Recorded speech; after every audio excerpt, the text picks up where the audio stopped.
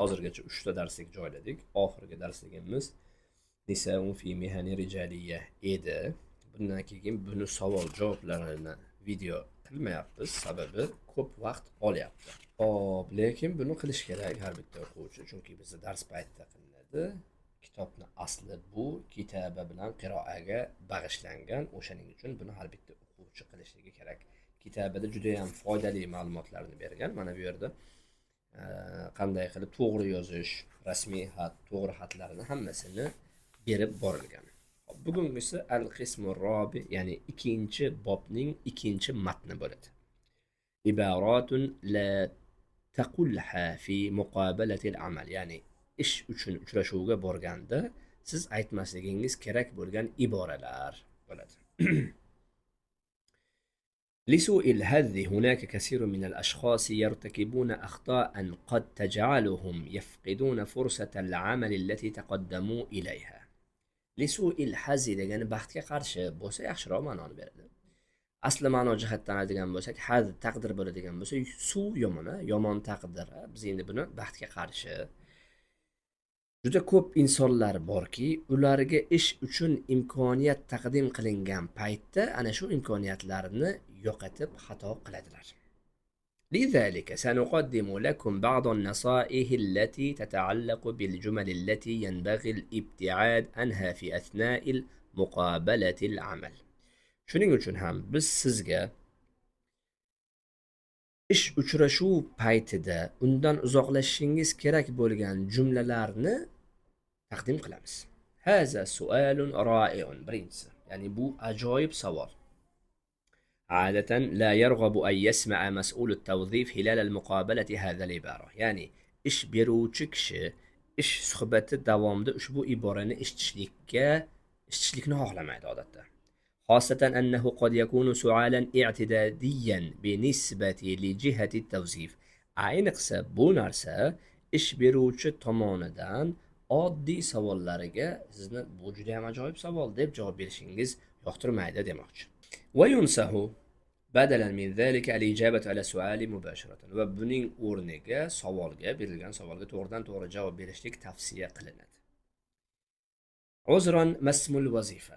Ikkinchi aytilmasligi kerak bo'lgan gap, kechirasiz, ish nima edi deyish. هذا السؤال يعني عدم وجود معلومات كافية عن الوظيفة والشركة التي تقدم للعمل لديها. Bu savol nima degani desa, siz unga borgan, ya'ni xodim unga borgan ish va shirkat haqida yetarli ma'lumotga ega bo'lmasdan berilgan savolni bildiradi. Ya'ni siz bir ish joyiga boryapsizda, o'zi nima ishga boradi sizlarda degan ma'noni aytyapti. Va annahu lam yuhaddir nafsahu jayidan lil muqabala. Va yana o'sha kishini uchrashuv uchun o'zini yaxshi tayyorlamaganligini bildiradi. Uchinchisi, la azunnu anna hunaka shakhsan afdala minni li hadhihi al wazifa.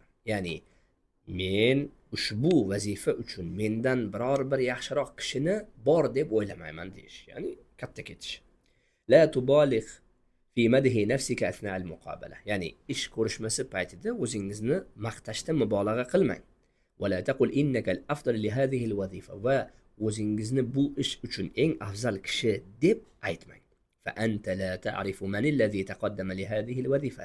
Ya'ni siz bu ish uchun kimlar kelganligini bilmaysiz.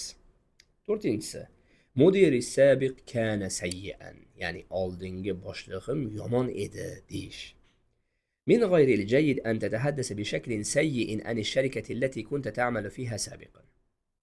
ya'ni siz oldin ishlagan ishxonangiz haqida yomon gaplarni gapirishligingiz yaxshi emas.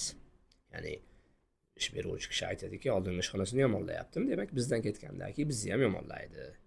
ولكن يمكنك أن تتحدث بدلا من ذلك عن الصعوبات والمشكلات في الشركة السابقة. Endi buni o'rniga, agar shunchalik yomonlamoqchi bo'lsangiz, ishxonani emas, balki oldingi ishxonangizdagi qiyinchilik va muammolar haqida aytsangiz bo'ladi. Ya'ni men oldin ishga 7 da borardim, bunga ulgurmasdim. O'shanga 8 da kelsam bo'ladim bu ishxonaga degandakka demoqchi. Beshinchisi, la a'rifu, ya'ni bilmayman. La taqul abadan la a'rifu, ya'ni siz ish ko'rishmasiga borganingizda hech qachon bilmayman demang. فهناك طرق مختلفة للإجابة على السؤال الذي لا تعرف إجابته. Ya'ni u yerda siz javob berishligingiz mumkin bo'lgan, ya'ni savolga javob berishligingiz mumkin bo'lgan minglab javob variantlari bor, bilmaymandan boshqa. Ya'ni qo'shimcha qilib ketyapman, buni o'zimdan qilib, printerdan chiqarishni bilasizmi desa, yo'q, bilmayman demaysizda, ha o'rgab olaman deyilsa ham bo'laveradi demoqchi. Laysa indi ayyatu as'ilatin atrahuha, ya'ni men biror bir beradigan savolim yo'q deyish. 6-si. يجب على الشخص الذي يتقدم للمقابلة أن يجهز بعض الأسئلة لطرحها على مسؤول التوظيف. ya'ni ish uchrashuviga borgan har bir shaxs uchun ish beruvchiga berilishi kerak bo'lgan ba'zi savollarni tayyorlashlik kerak. ويجب أن تدل الأسئلة على معرفة بالشركة التي تقدم للعمل لديها. va ushbu savollar borgan shaxsni shirkat haqidagi ma'lumotlarni bilishini bildirish kerak. هل العمل في هذه الشركة جيد? ya'ni 7-chi savol, bu shirkatda ish o'zi yaxshimi degan savol. لا تطرح هذا السؤال أبدا. bu savolni hech qachon bermang. بل اسأل عن ثقافة الشركة وأخلاقيات العمل وظروفه. balki shirkatning madaniyati, mohiyati, qadriyati va ish axloqlari va imkoniyatlari, sharoitlari haqida so'rang. oxirgisi 8. Kalimatun idofiyya aw laysa laha hajatun. Ya'ni qo'shimcha so'zlar yoki unga ehtiyoj bo'lmaydigan payt. ابتعد عن استخدام كلمات إضافية أو لا علاقة لها. ya'ni qo'shimcha gaplardan uzoq bo'ling, ya'ni aloqasi bo'lmagan so'zlardan uzoq bo'ling. مثل حقا أو لذلك التي لا معنى لها في الحوار. ya'ni suhbatlashuv paytida ma'nosiz bo'lgan, shuning uchun ham haqiqatda deb turish gaplaridan uzoqlashing. فهذه الكلمات تظهر أن الشخص يبحث عن الكلمات الأخرى ليقولها خلال المقابلة وتظهر أنه غير جاهز للمقابلة بالشكل الكافي. ya'ni ushbu so'zlar ish uchun kelgan shaxsni uchrashuv paytida boshqa gaplarni gapirishni xohlayotganini bildiradi va o'sha ishga kelgan shaxsni suhbatga yetarli darajada tayyor emasligini bildiradi. Shu yergacha bu matnimiz, xudo xolasa, buni ham o'qib, ichidagi lug'atlarni chiqarib olasizlar.